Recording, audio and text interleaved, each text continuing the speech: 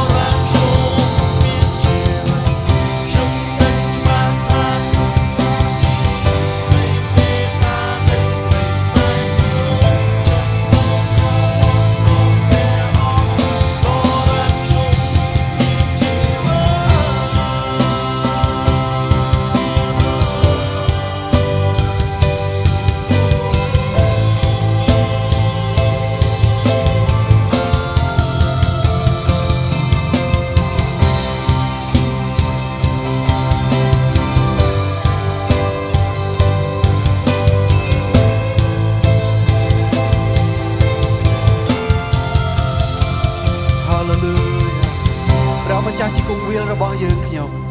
សូមលើកដំកើងព្រះនាមរបស់ទ្រង់ព្រះអង្គស្មោះត្រង់ព្រះអង្គតែងតែការពារគុតគង់ព្រះអង្គតែងតែតាមថែរក្សាយើងខ្ញុំអម្ចាស់អើយអស់មួយជីវិតរបស់យើងខ្ញុំយើងនឹងសរសើរដំកើងព្រះអង្គយើងនឹងរស់ថ្វាយកិត្តិនាមដល់ព្រះអង្គម្ចាស់សូមប្រទានពរយើងខ្ញុំយើងថ្វាយដង្វាយនៃការសរសើរនិងអរព្រគុណនៅព្រឹកនេះទៅចំពោះព្រះអង្គម្ចាស់ថ្វាយដាច់នៅក្នុងព្រះនាមព្រះអង្គម្ចាស់យេស៊ូវគ្រីស្ទអេមែនសូមលោកអ្នកយកឱកាសនេះដើម្បីជូនពរគ្នាទៅវិញទៅមកជំរាបសួរឲ្យសេចក្តីសុខសាន្តរបស់ព្រះអង្គបានទៅដល់គ្រប់គ្នា